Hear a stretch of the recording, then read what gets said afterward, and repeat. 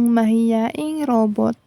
May isang maliit na robot na ang pangalan ay Botbot. Kulay kahel ang kanyang katawan at parang bituin ang kanyang mga mata tuwing siya ay masaya. Pero madalas, nakayuko ang kanyang ulo at malungkot ang kanyang mga ilaw dahil siya ay napakamahiyain. Isang araw, nag-anunsyo ang kanilang reyna, si Reyna Tekla, na magkaroon ng Grand Robot Festival. Ang lahat ng robot ay inaanyayahang magpakita ng kanilang talento. May mga robot na magsasayaw, may magpipinta, at magsasakay ng mga mabilis na hoverboard. Si Botbot ay nalungkot. Gusto niyang sumali dahil alam niya ang isang kakaibang talento. Kaya lang nahihiya siya magpakita sa harap ng maraming robot. Ano kaya ang iisipin nila? Magiging maayos ba ang gagawin niya?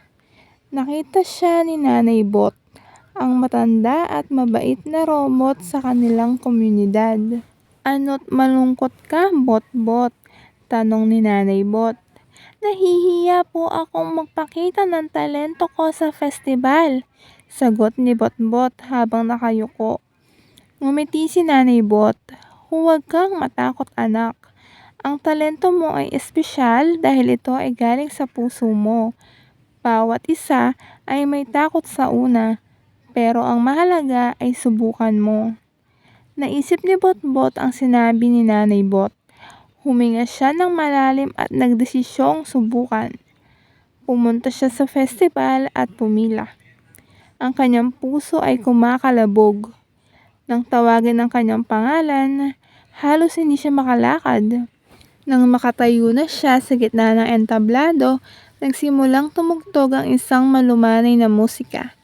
Pinikit niya ang kanyang mga mata at nagsimulang gawin ang kanyang talento. Biglang lumipad ang mga pira-pirasong bakal sa entablado at bumuo ng isang magandang paru-paro. Sumunod ay naging isang bulaklak at sa huli naging isang kumikinang na bituin. Ang lahat ng robot ay namangha. Nagpalakpakan sila, hindi makapaniwala si Botbot. Ang takot na nararamdaman niya ay napalitan ng saya. Ang kanyang mga mata ay kumikinang tulad ng isang tunay na bituin.